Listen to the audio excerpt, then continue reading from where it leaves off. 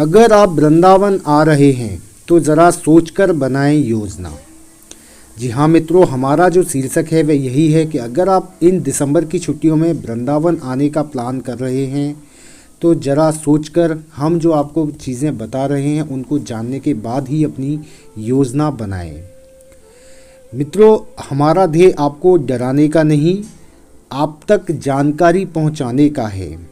तो कृपया हम जो जानकारी बता रहे हैं उसको एक बार ध्यान से सुनें, फिर अपनी योजना बनाएं वृंदावन आने की, वृंदावन मथुरा में अपने दिसंबर की छुट्टियां मनाने की। नमस्कार साथियों, स्वागत है आप सभी का एक बार फिर से हमारी एक और नई वीडियो में, जिसमें हम बात कर रहे हैं वृंदावन आने का। अगर आप प्लान बना रहे हैं तो हमें किन बातों के बारे में जानना अति आवश्यक है। तो साथियों, वीडियो को ज़्यादा से ज़्यादा शेयर अवश्य करें, पसंद आए तो अपने मित्रों के साथ शेयर करें, अपनी साथियों के साथ में शेयर करें।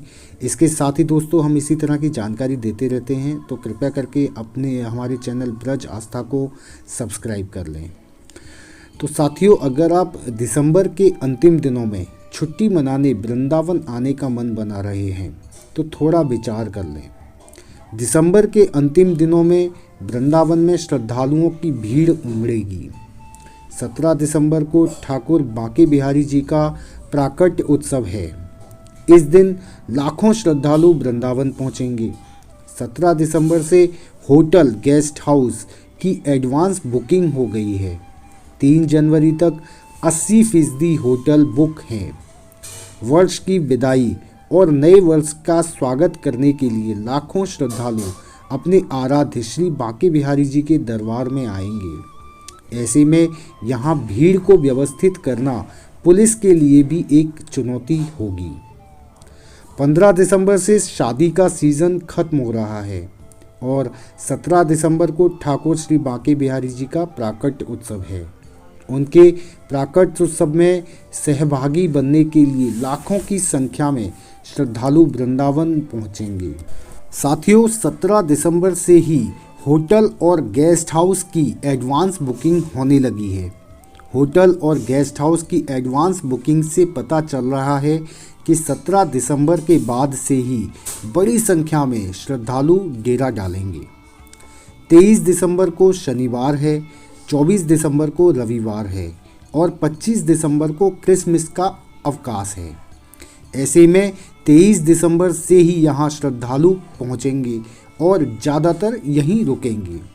आराध्य के दर पर ही वर्ष 2023 को विदाई देने के साथ ही 2024 का स्वागत भी होगा। इसलिए 2 जनवरी तक यहाँ लाखों की भीड़ रहेगी। वैसे भी शनिवार और रविवार को श्रद्धालुओं की संख्या लाखों में होने के कारण दर्शनों में दिक्कत आती ही है। नए वर्ष के अंत में ये संख्या कई लाख होगी, इसलिए हालात और बिगड़ेंगे। यदि आप वर्ष 2023 के अंत में वृंदावन आ रहे हैं तो योजना बनाने से पहले हमारी इन बताई हुई बातों पर एक बार विचार अवश्य कर लें। साथियों, मंदिर में पैर रखने की जगह नहीं बचती है। भीड़ के कारण ठाकुर बांके बिहारी मंदिर के अंदर के साथ ही बाहर भी पैर रखने की जगह नहीं मिलती। वृंदावन के अंदर वाहनों की भीड़ के कारण कई घंटे जाम लगता है।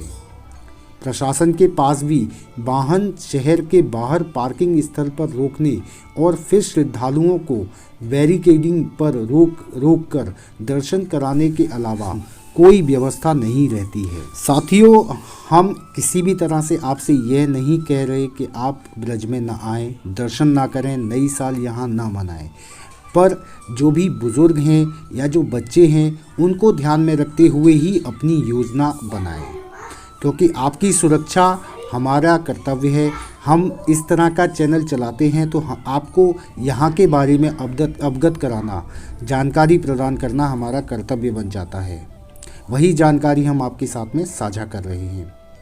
ज़्यादातर श्रद्धालु ब्रज में आते हैं तो केवल वृंदावन में ही दर्शन करके सीमित रह जाते हैं, जबकि ब्रज में घूमने के लिए वृंदावन के साथ कई अन्य रमणीय स्थान हैं, जिसमें श्री जी का धाम बरसाना है, गोवर्धन है, नंदगांव है, कोकला वन है, गोकुल है, बलदेव और राधा कुंड भी शामिल हैं। यह सभी स्थान वृंदावन की तरह ही दर्शनीय हैं। यहाँ पर हर कदम पर भगवान श्री कृष्ण और राधा रानी के लीला के दर्शन होते रहते हैं। तो अगर आप प्लान बना रहे हैं तो अवश्य आएं और इन सभी जगहों के दर्शन करें, आपको बड़ा ही आनंद मिलेगा। पर योजना बनाने से पहले इन सभी चीज़ों पर विचार करना आवश्यक है। मित्रों, बांके बिहारी मंदिर में दर्शन को लाखों की भीड़ उमड़ती है। ठाकुर बांके बिहारी मंदिर में अभी शनिवार को सुबह से ही भक्तों की भारी भीड़ आराध्य भगवान के दर्शन करने के लिए उमड़ पड़ी। श्रद्धालुओं के लिए प्रशासन द्वारा की गई व्यवस्था पूरी तरह से चरमराती हुई नजर आई। मंदिर के समीप पहुंचने पर भक्तों के सब्र का जो बांध था वह भी टूट गया और आपाधापी का माहौल बनने लगा। ठाकुर बांके बिहारी मंदिर में पड़े माह के दूसरे शनिवार को एकादशी के कारण दिल्ली एनसीआर के श्रद्धालुओं के साथ आसपास के जिलों से भी श्रद्धालु वृंदावन पहुंच गए।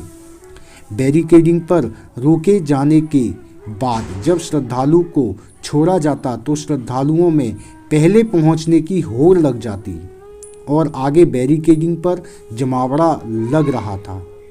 मंदिर चबूतरे तक पहुंचे श्रद्धालुओं के सब्र का बांध टूटते ही आपाधापी का माहौल बनता नजर आया है। विद्यापीठ चौराहे और जुगल घाट से घंटों इंतजार के बाद जब श्रद्धालु मंदिर चबूतरे के समीप पहुंचे तो मंदिर में प्रवेश को लेकर आपाधापी का माहौल बन रहा था। तो इन सभी हालातों को देखते हुए आप जो भी प्लान बना रहे हैं ब्रज में आने के लिए, ठाकुर बांके बिहारी के दर्शन करने के लिए, तो वह प्लान अगर आपके साथ में कोई बुजुर्ग महिला है या आपके साथ में छोटे छोटे बच्चे हैं तो उनको ध्यान में रखते हुए अवश्य बनाएं। यह हमारा सिर्फ आपको एक सलाह मशवरा है आपको देने के लिए, जिसके लिए हमने एक यह वीडियो बनाई है। अगर आपको वीडियो पसंद आई हो तो मित्रों औरों के साथ भी शेयर अवश्य करें, जिससे और लोग भी यह जानकारी प्राप्त कर सकें। अगर किसी भी तरह का वृंदावन में आने का प्लान बना रहे हैं तो बच्चों बुजुर्गों को ध्यान में रखते हुए और जो भी यहाँ असावधानियाँ हैं या होटलों की बुकिंग नहीं है या होटल फुल हो चुके हैं, उन सभी चीज़ों को ध्यान में रखते हुए वहीं से पूरा प्रोग्राम बनाने के बाद ही मथुरा वृंदावन में आएँ, हमारा ऐसा कहना है।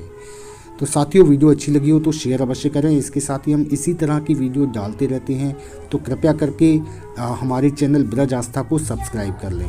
ब्रज से रिलेटेड या मथुरा से रिलेटेड कोई भी किसी भी तरह की जानकारी अगर आपको चाहिए तो हमें कमेंट करके अवश्य बताएं, हम वह जानकारी आपको अवश्य देंगे।